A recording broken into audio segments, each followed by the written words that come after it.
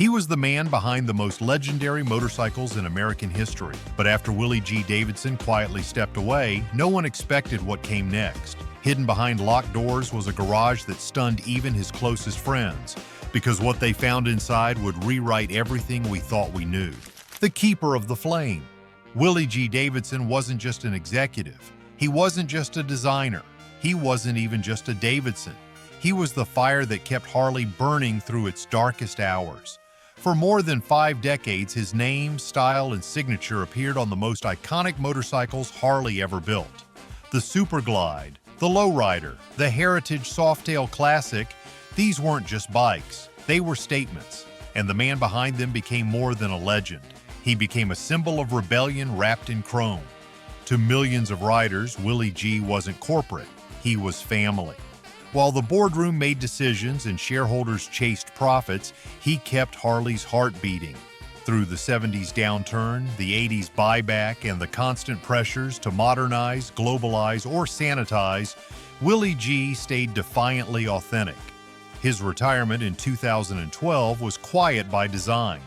No dramatic send-off, no press tour. He stepped away from the spotlight like a man who knew his part of the story was finished, or so everyone thought. What few realized was that Willie G wasn't done creating. Far from it. For a man whose entire career was defined by resistance, resisting trends, resisting dilution, resisting the loss of identity, the idea of simply walking away made no sense.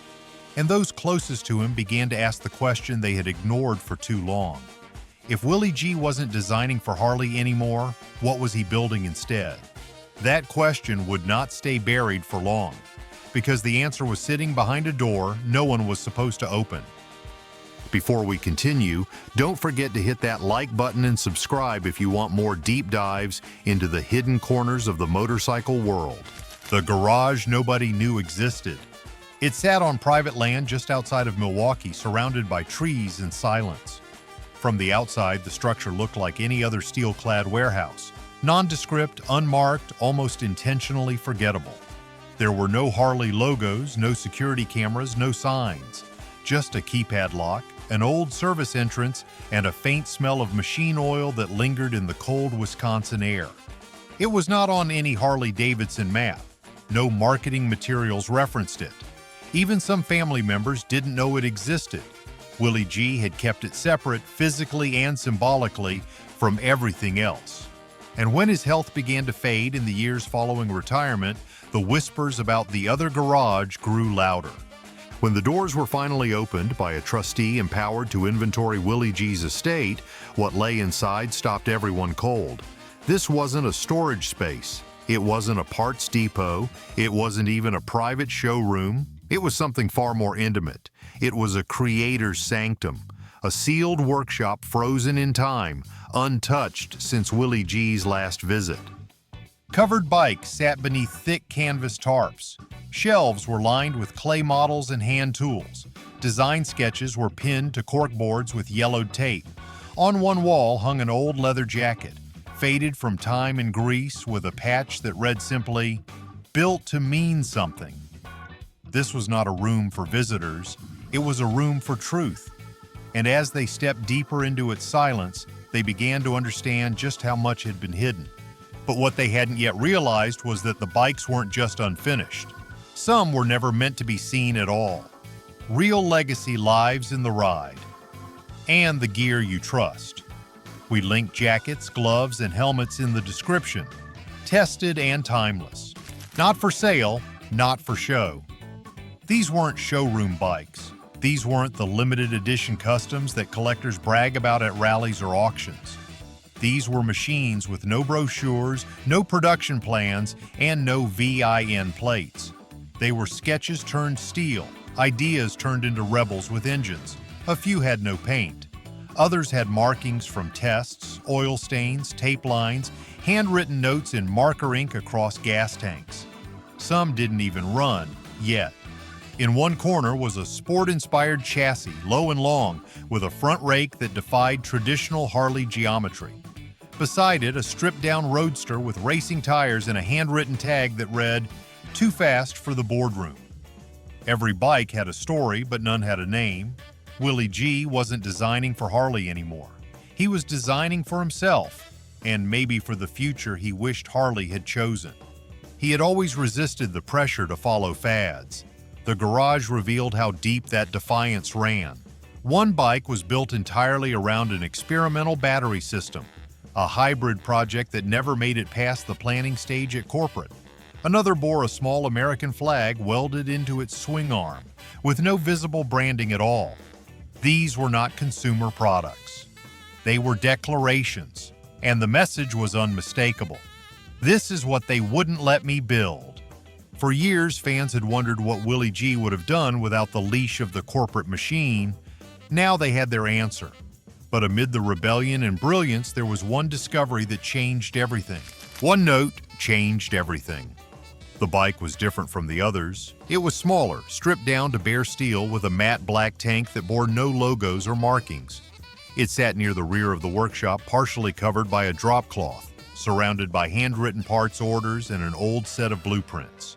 There were no tags, no dates, just a single piece of masking tape across the gas tank with a message written in Willie G's unmistakable hand. For when she's ready. Folded inside the headlight housing was a sealed envelope. Inside it was a single note, creased and oil-stained, addressed not to Harley, not to fans, but to his granddaughter. It read, "This bike is built for freedom. It's light, it's fast, it's true. Don't let anyone tell you what it should be. Ride it the way it wants to be ridden." The room went still. For a moment, the rebellion, the engineering, the corporate legacy, it all faded. What remained was a grandfather leaving behind more than a machine. He was leaving a message, a permission slip, a challenge, a coded goodbye that said, "You don't need anyone's approval, not even mine." It wasn't a prototype, it wasn't a product, it was a final gift, built not for the world, but for one rider who hadn't yet turned the key. And suddenly the entire garage felt different. This wasn't just a sanctuary, it was a secret language built in metal and memory. And outside those doors, someone else had just learned it existed, and they were about to bring even more secrets into the light. The bikes they tried to kill. Harley-Davidson's public catalog has always been a balancing act, somewhere between tradition and profitability, steel and symbolism. But what the world saw on the showroom floor was only half the story. Buried inside Willie G. Davidson's garage were machines the boardroom wanted forgotten, bikes that pushed too far, dared too much, or simply didn't sell fast enough. These weren't failed experiments. They were threats to a sanitized legacy, hidden for fear they'd expose what Harley might have become. Among them was a near-mythical Nova prototype, a liquid-cooled motorcycle developed in the early 1980s with the help of Porsche engineers. It was fast, refined, and decades ahead of its time, so much so that it terrified Harley's leadership.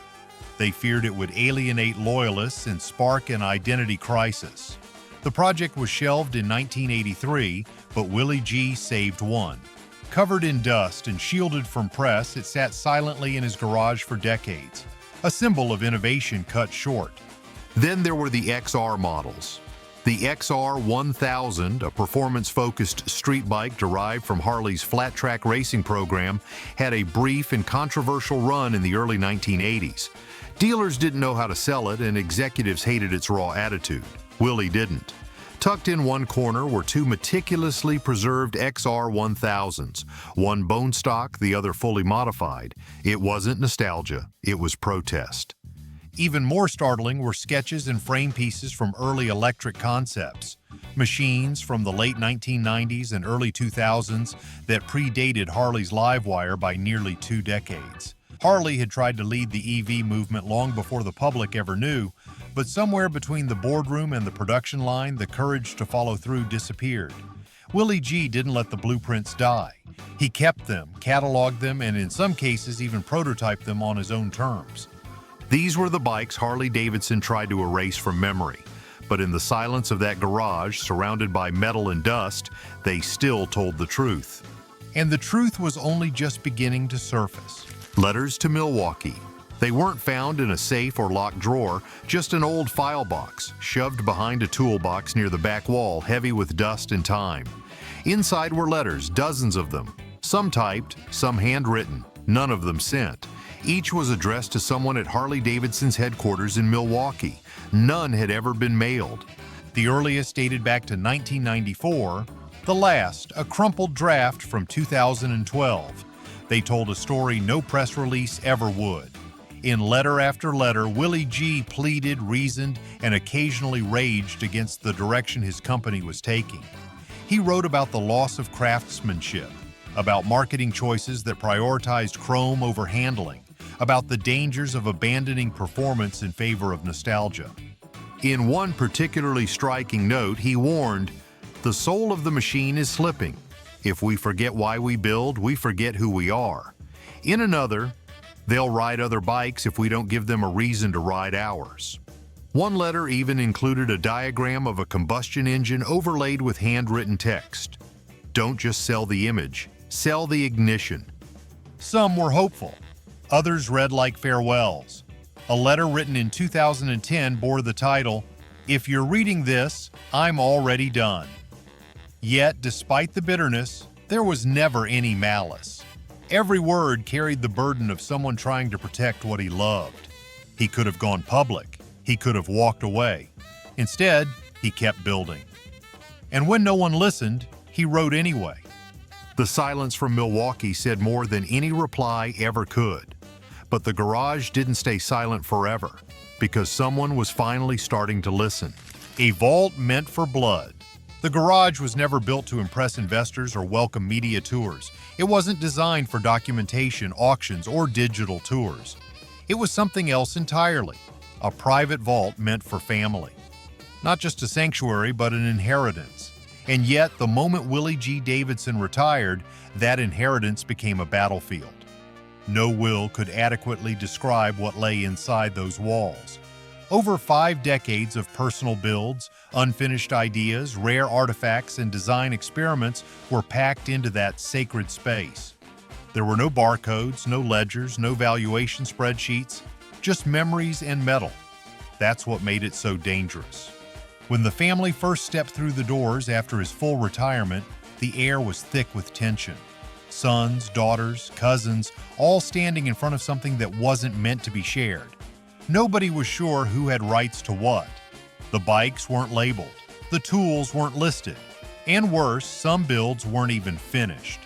Was it a gift? Was it intellectual property? Was it personal? Or was it company history? Confusion turned to conflict. One sibling wanted to preserve the garage exactly as it was. Another suggested opening it as a private museum. A third insisted on evaluating it for tax and estate purposes. Legal teams circled like vultures. Quiet conversations turned into formal letters. Each bolt, sketch, and engine block became evidence in a war over legacy. It wasn't just about motorcycles, it was about identity, authority, and blood. And just when the division seemed insurmountable, one person found something no one else expected.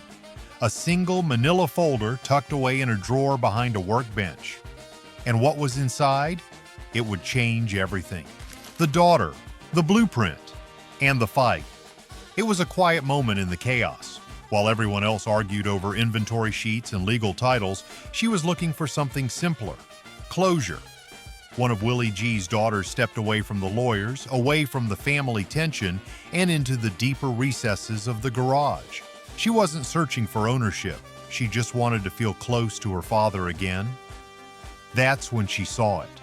Wedged behind a vise on his old steel workbench was a worn manila folder marked with 2 words in faded ink: Project Liberty. Inside were blueprint sketches, handwritten design notes, and a concept that looked nothing like anything Harley-Davidson had ever produced. It wasn't another cruiser. It wasn't a throwback chopper. It was something new, leaner, electric, bold in form, but unmistakably Harley in soul. The discovery lit a fire in her. While the family debated what to do with the collection, she saw a path forward. This wasn't just about protecting the past. It was about fulfilling a vision that her father had left unfinished. She began rallying allies, engineers who once worked with Willie, former designers, even rival shops that respected the Davidson legacy. Her push to bring Project Liberty to life reignited the garage's purpose. The legal debate didn't fade, it intensified, because now the garage wasn't just a mausoleum of old bikes, it had a future again, and that scared people. Board members at Harley were quietly watching. Collectors who had their eye on inheritance suddenly grew nervous. What she found in that folder wasn't just a bike, it was a blueprint for resurrection. And as it gained momentum, the garage shifted from an estate liability to a cultural battlefield. And to the people who once worked beside Willie, it wasn't a surprise, because they already knew that garage wasn't just steel, it was sacred. Not just steel, sacred steel. The people who knew Willie G. Davidson best never referred to the garage as a storage space. To them, it was sacred ground, not because of what was inside, but because of who had built it, hour by hour with his own hands. His old boots still sat under the corner shelf. His work gloves were looped over a gas canister. The air still carried the scent of oil and leather. Nothing had been staged. Nothing was artificial. Former factory hands and longtime friends were invited in as the family tried to make sense of the space. Many hadn't seen Willie since he left the factory floor. They pointed to torque wrenches with stories. They touched gas tanks like gravestones.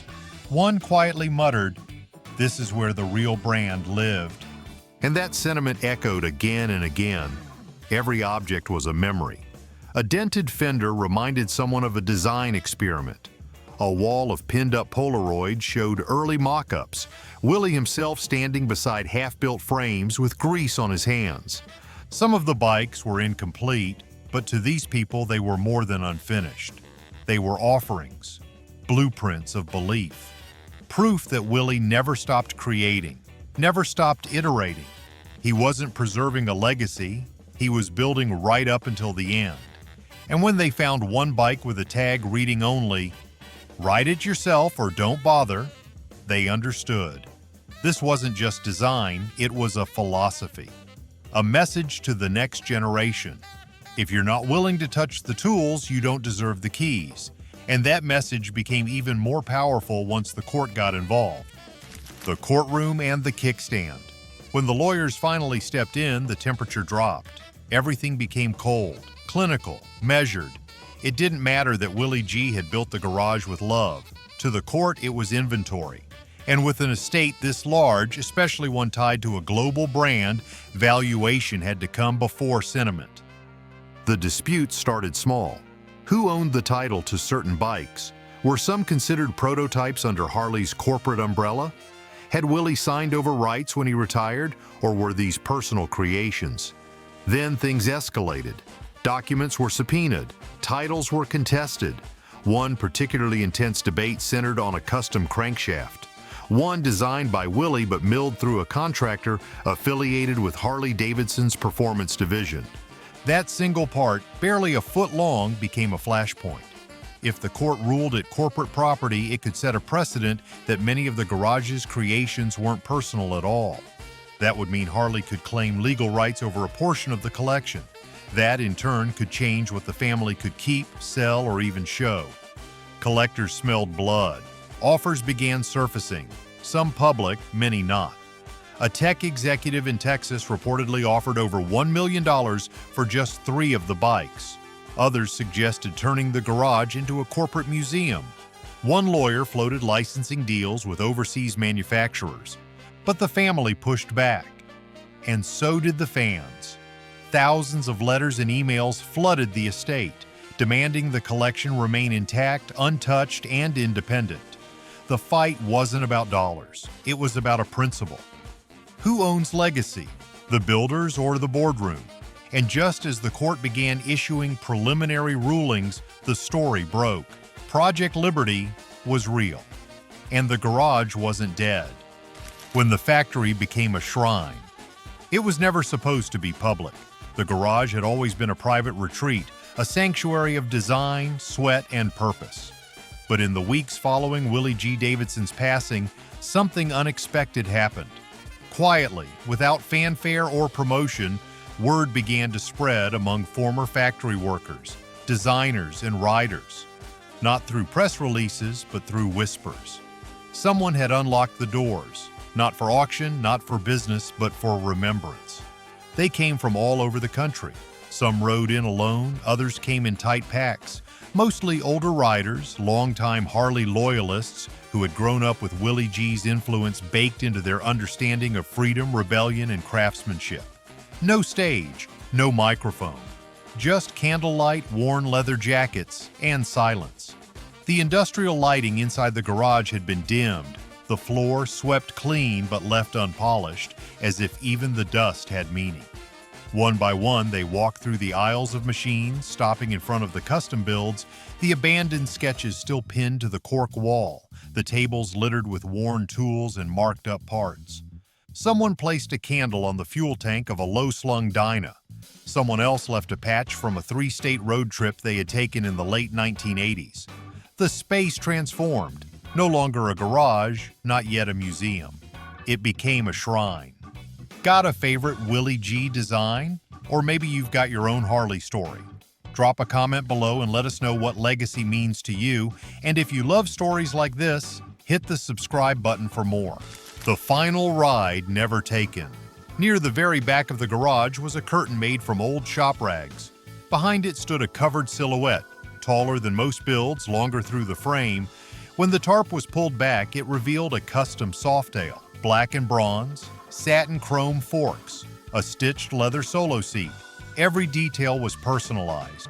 The tank bore no logo, only a single word, farewell. It had never been started. The odometer read 0. The gas tank was dry. There was no battery installed. Tied to the bars was a note, aged and yellowed, clipped with a faded shop tag. It read, "For the last ride." This was never meant for a museum, never meant for auction. It was meant for Willie. A final expression of who he was. Everything about it was intentional. No one knows why he never wrote it. Maybe he planned to. Maybe he was waiting for the right moment. Or maybe he always knew the ride wouldn't happen. Not on this road. For his family, seeing that bike was like being punched in the chest. This wasn't a goodbye for the public, it was a goodbye to himself. They didn't move the bike, they didn't photograph it, they didn't post it to social media, they left it exactly as it was. Because in that moment, the full truth landed, not in words or wealth or titles, but in the quiet presence of an unridden machine. What Willie G. Davidson left behind wasn't a collection. It was a final act of devotion to the road, to the ride, and to everyone who ever believed that Harley wasn't just a brand. It was a bond. Willie G. Davidson's final ride may have never been taken, but his legacy is far from over. If you enjoyed this inside look, make sure to comment, like, and subscribe for more exclusive content. Stay tuned, because the journey is just beginning.